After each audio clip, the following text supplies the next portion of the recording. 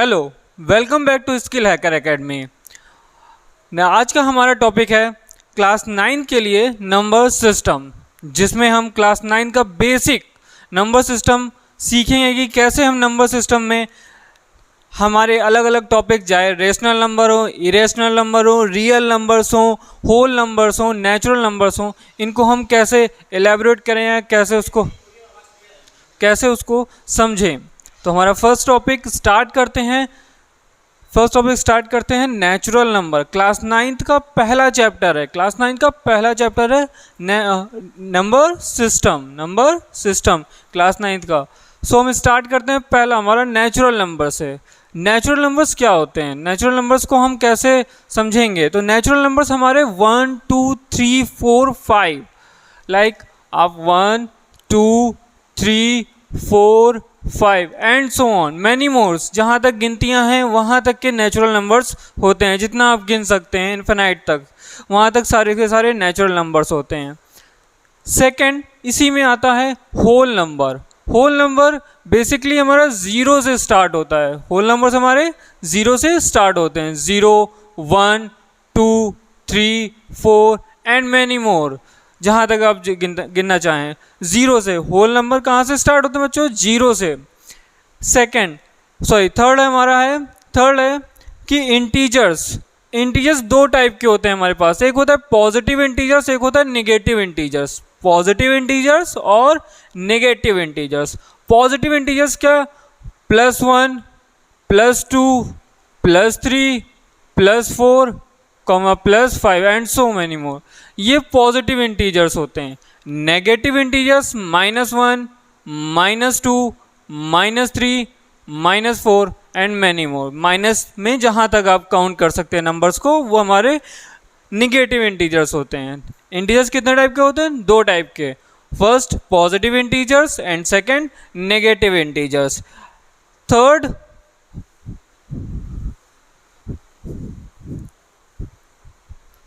Fourth है हमारे पास में चीज, वो है हमारी रैशनल नंबर्स। वो हमारे रैशनल नंबर्स। अब ये रैशनल नंबर्स क्या होते हैं, a number which can define P upon Q form, जिसको हम P अपॉन Q के फॉर्म में लिख सकते हैं, वो नंबर हमें सारे के सारे नंबर्स रैशनल नंबर्स होते हैं। चाहे वो हमारा 2/3 हो, 4/5 हो, 6/7 हो, जिसको भी हम P अपॉन Q के फॉर्म में लिख सकते हैं, वो हमारे रैशनल नंबर्स होते हैं। अब मेन टॉपिक आता है, क्या हमारा ये जो 4 है, क्या ये रैशनल नंबर है? क्या हमारा जो 4 है वो हमारा रैशनल नंबर है? जी हाँ, ये रैशनल नंबर है। क्योंकि इसको हम P अपॉन Q के फॉर्म में ऐसे लिख सकते हैं, क्योंकि हम एलैबोरेट करके लिखते हैं 1, तो ये भी तो P अपॉन Q के फॉर्म में है ना, P अपॉन Q के फॉर्म में है। कंडीशन सिर्फ एक होनी चाहिए यहाँ पर कि Q, जो आपकी Q की वैल्यू हो 0 के बराबर कभी ना हो, वो कभी भी 0 ना आए। Q की वैल्यू जो आपकी हो वो 0 के बराबर ना हो। सारे नंबर्स रैशनल नंबर्स होते हैं, चाहे 5/1 हो या 1/5 हो, ये सारे के सारे रैशनल नंबर्स होते हैं। तो फिर से एक बार रिपीट करते हैं कि रैशनल नंबर्स होते क्या हैं। A number which can define P upon Q forms that's called are rational numbers. Clear यहाँ तक? नेक्स्ट टॉपिक है हमारा इसी में,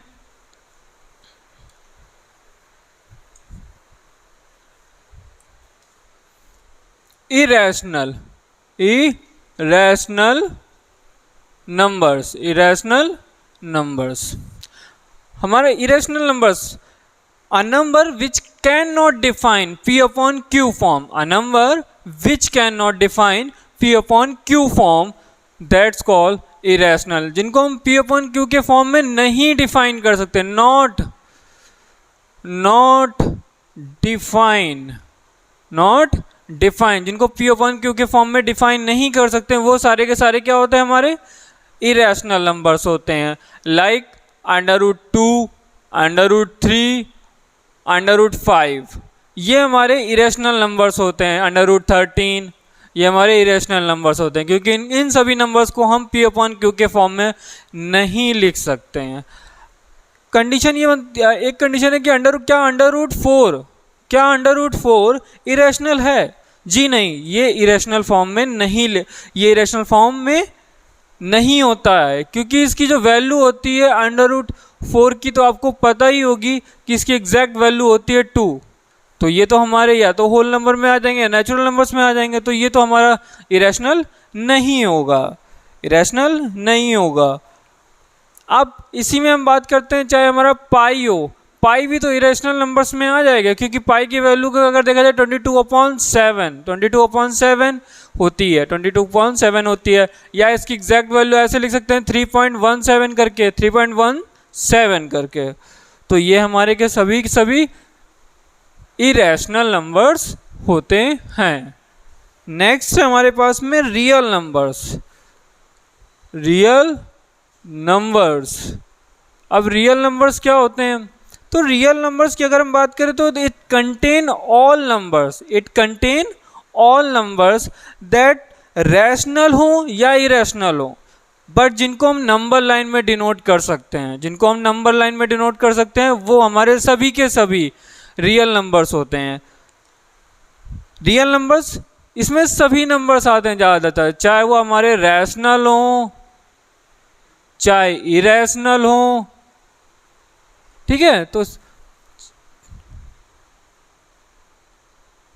इरेशनल हो, वो सभी के सभी हमारे आते हैं रियल नंबर्स में, क्योंकि उसको हम किस में ड्रॉ कर सकते हैं? नंबर लाइन, जिसको भी हम नंबर लाइन में डिनोट कर सकते हैं, जिस नंबर को हम नंबर लाइन में डिनोट कर सकते हैं वो हमारे रियल नंबर्स होते हैं। अगर नंबर लाइन अगर हम बनाना चाहेंगे तो एक मिड में हमारी क्या हो जाएगी?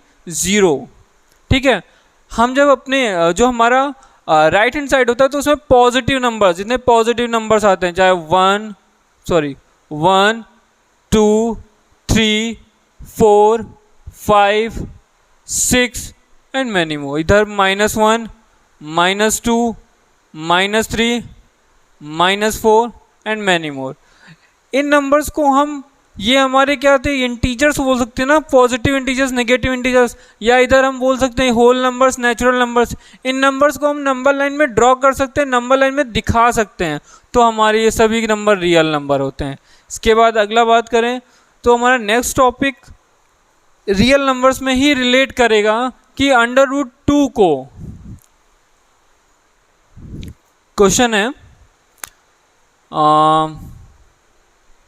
√2, जो √2 है ये number, draw the number line, draw in number line. अब नंबर लाइन में ड्रॉ करना है √2 को, तो सबसे पहले आप क्या करिए कि एक लाइन बनाइए। लाइन आपने बनाई, ठीक है। बेसिकली क्या करना होता है कि ये रहा आपका 0 पॉइंट, 0, 1, 2, 3, 1, 2 और 3। आपने इससे पहले पाइथागोरस थ्योरम पढ़ी होगी, पाइथागोरस थ्योरम का कभी ना कभी क्लास में यूज़ किया होगा। तो पाइथागोरस थ्योरम में जो हमको डिस्टेंस जो हमको मिलती है, √2 दिखाना है हमको, तो हमारे पास ये जो डिस्टेंस है, हम इसको 1 सेंटीमीटर मान लेते हैं। यहाँ से यहाँ तक का ये ड्रॉ किया, एक 90 डिग्री का एक एंगल बना दिया, और जो 1 सेंटीमीटर इसकी डिस्टेंस है, सेम डिस्टेंस हमने इसकी रखी है 1 सेंटीमीटर रखी है। अब हम इसमें क्या करेंगे कि हम इसको एक naming they the A, B and C। बच्चों देखा होगा आपने कि जब आप पाइथागोरस थ्योरम पढ़ते हैं तो ये हमारा बेस होता है, ये हमारा क्या होता है? बेस होता है, इज इक्वल टू, या बेस को नहीं ऐसे लिखते हैं, बेस स्क्वायर प्लस परपेंडिकुलर का square is equal to hypotenuse का स्क्वायर। इस तरह से आपने पढ़ा होगा। या फिर जो हमारे यहाँ पे हम जिस तरीके से इसको बताएंगे कि ए बी का स्क्वायर प्लस बी सी का square is equal to a सी का स्क्वायर। ठीक, सो हमारे ए बी की वैल्यू क्या हो गई, ए बी की वैल्यू 1, ए बी की वैल्यू 1 का स्क्वायर, बी सी की वैल्यू क्या है हमारे पास में 1 सेंटीमीटर, ये भी थी तो 1 का स्क्वायर हो गया is equal to a c square, a c square हो गया। तो 1 + 1 is equal to a c square, a c square हो गया।